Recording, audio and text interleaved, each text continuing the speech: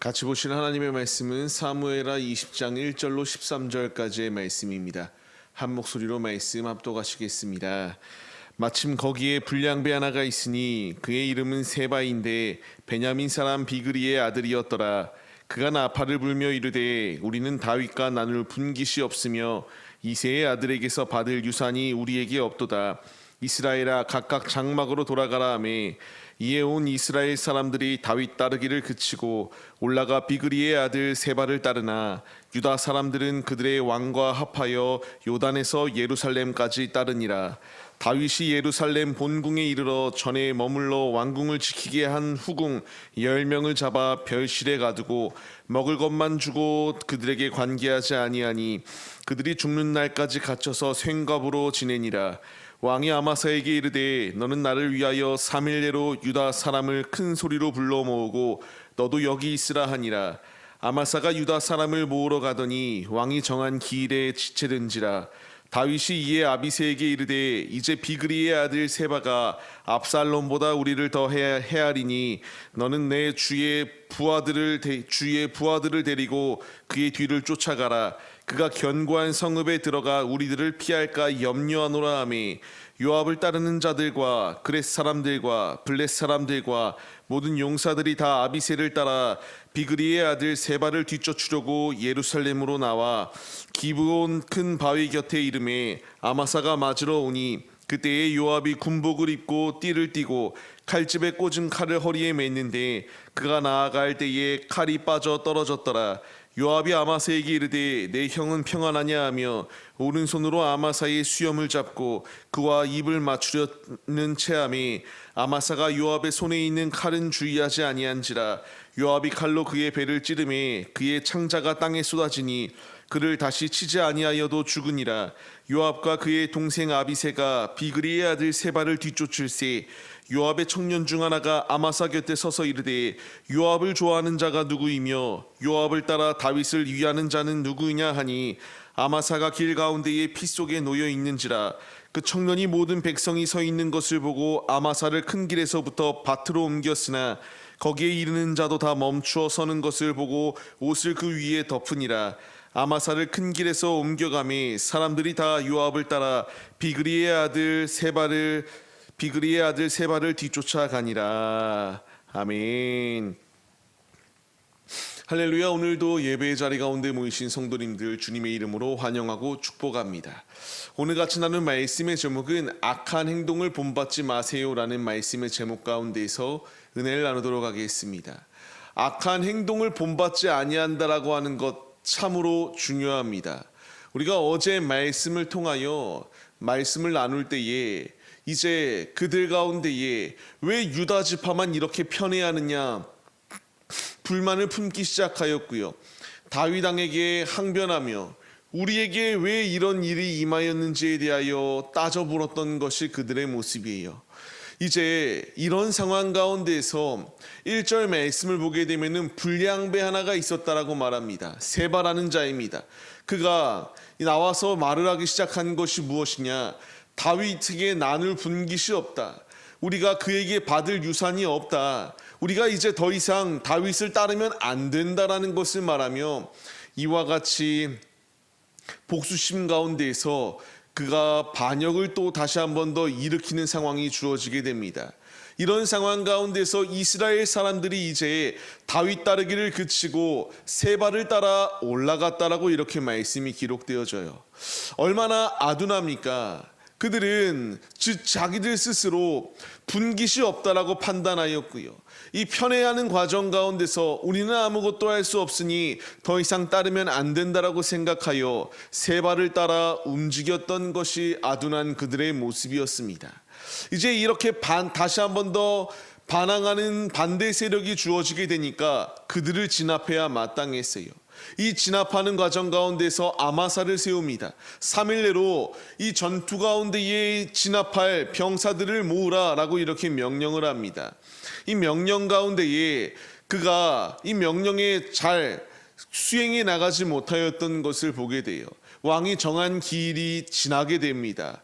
결국 이 모습 가운데서 아비새를 세우며 다시 한 번 더 전투에 나갈 준비를 하게 되는데요. 우리가 여기서 먼저 얻어야 될 한 가지의 교훈이 있다면요, 주어진 상황 가운데서 최선을 다해야 된다라는 겁니다. 아마사에게 주어진 이 상황 가운데서 그가 군대 장관으로 세움을 받았기 때문에 무슨 일이 있어도 군대를 모아 이와 같이 반기를 드는 자들을 진압할 준비를 완료했어야 됐습니다. 하지만 하지 못하였던 것이 그의 모습이에요. 이 상황 가운데서 이제 점차 일이 꼬이기 시작합니다. 이 상황 가운데서 이 아마사가 군대 장관으로 세워졌다는 것을 마음에 들지 아니하였던 인물이 있습니다. 요압이었습니다. 원래였다면은 요압을 세워서 이렇게 반기를 드는 이들을 진압해야 마땅했어요. 그런데 다윗은 요압을 세웠던 것이 아니라 아마사를 세워 보내게 하고요, 그가 안 되게 되니까 아비새를 세워 그 모든 공격 가운데에 진멸할 것을 이와 같이 명령하는 상황이 주어지게 되었습니다. 왜 이것이 문제가 되냐면요, 요압이 이와 같이 자꾸만 말을 듣지 아니하는 모습을 보게 되니까 다윗은 그를 경계하고요, 거리두기를 시작하였던 것입니다. 이 상황 가운데서 요압은 이것이 마음에 들지 않았어요. 그래서 행동에서는 안 되는 중죄를 범하게 됩니다.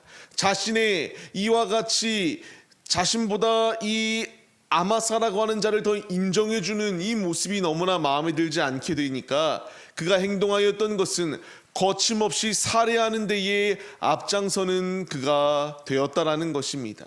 하나님의 앞에서도 중죄를 범한 것이요, 왕의 말을 무시한 악한 행동이 요압에게 있었던 것을 발견할 수 있게 돼요. 근데 이 요압의 기행들은 지금만 있었던 것이 아니죠. 자신의 동생의 죽음 가운데 놓여 있을 때에 그 동생의 죽음을 복수하기 위하여 화친하로 매지러 온 아브넬을 거침없이 죽였던 것이 요압의 모습이에요. 압살롬을 너그러이 용서해달라고 이렇게 말을 했음에도 불구하고 왕의 명령을 무시하고 압살롬을 죽였던 것이 그의 모습이었습니다. 요압은 이것으로 끝이 아니라 자신의 앞을 가로막는다라고 생각하여 아마사도 거침없이 죽이고 말았습니다. 이것으로 끝이 아니라 이제 그 뒤에 말씀을 보게 되면은 다윗의 말년 가운데에 아도니아의 왕권 침탈을 지지함으로써 정치적 야망을 드러냈던 것을 볼 수 있게 돼요. 그런데 이렇게 계속하여 중요한 순간마다 다윗이 원하지 아니하는 뜻대로 움직였던 이 요압, 그의 마지막을 바라봐야 됩니다. 결국 솔로몬에 의하여 죽을 수밖에 없는 처지로 변화되었다라는 것을 우리가 기억해야 됩니다. 잠언서의 말씀을 통하여 분명히 우리에게 주시는 말씀이 무엇인가요? 교만은 패망의 선봉이요, 거만한 마음은 넘어짐의 앞잡이이다 라는 사실을 분명하게 말씀하시고 있습니다. 요압은 참으로 교만했습니다. 자신의 앞을 가로막는 자들을 가만 내버려 둘 생각이 없었어요. 어떻게 해서든 그 앞을 가로막는 것을 다 진멸하기에 앞장섰던 것이 그의 모습이었습니다. 이것이 과연 세바와 다를 것이 무엇이 있겠습니까? 우리는 악한 자리 가운데 거하지 않기 위하여 날마다 주의하며 깨어 있어야 됩니다. 악한 자리 가운데 거하면은 결국 넘어지고 패망할 수밖에 없음을 우리가 잊지 마시기 바랍니다. 오늘 말씀을 받는 성도님들, 악한 행동은 따라서도 안 되고요, 그것이 성공하는 것처럼 여겨져서 부러워 그 길을 걸어가서도 안 됩니다. 결국 모든 것은 주님 앞에 대적하고 주님의 뜻을 반발하며 나서는 것들은 결국 진멸당할 수밖에 없기 때문입니다. 오늘의 우리가 이 말씀의 깨달음을 얻어서 이 세바와 같은 모습들, 그리고 이 아마사를 질투하여서 요압이 죽이기에 앞장섰던 것처럼 내 마음에 시기 질투가 주입되기 시작하면은 우리 역시 그 결과는 처참한 패망의 자리, 넘어짐의 앞잡이가 될 수밖에 없음을 기억하시기 바랍니다. 또 하나의 문제가 있었습니다. 다윗 역시 마찬가지였어요. 이제 이 반격을 추격하는 상황 가운데 놓여 있을 때에 그전에는 시글락 가운데서 이 아녀자들이 다 이와 같이 납치당하였을 때에 하나님께 물었습니다. 내가 올라가야 됩니까? 말아야 됩니까? 추격해야 됩니까? 말아야 됩니까? 물었던 자가 지금 말씀에서 보게 되면요, 이 세바라고 하는 자가 이와 같이 반역의 반기를 들었을 때에 묻지 아니하고 군대를 모으고 진멸하려고 하였던 것이 그의 모습이에요. 그 결과물은 이렇게 삐그덕삐그덕거리며 바르게 굴러가지 못하였던 것을 볼 수 있게 됩니다. 우리가 말씀의 교훈을 얻어서 이 악한 자들의 모습을 본받아서도 안 되고요, 우리가 매 순간 매사일 무엇을 하든 하나님께 묻고 하나님이 원하시는 뜻대로 나아가는 믿음의 용사들이 우리의 모습이 되시기를 소망합니다. 오늘의 삶을 시작하는 우리의 모습들, 악한 것들이 끊임없이 우리를 공격해 옵니다. 그러나 주님을 의지하는 이는, 주님으로 견고히 서 있는 자는 아무리 악한 유혹이 다가와도 승리할 수밖에 없다는 사실을 기억하시며, 우리가 죄악의 마음을 빼앗기는 것이 아니라 오직 겸손히 주님께 묻고 주님의 뜻대로 힘차게 승리하시는 하나님의 자녀들이 다 되시기를 주님의 이름으로 간절히 축원합니다.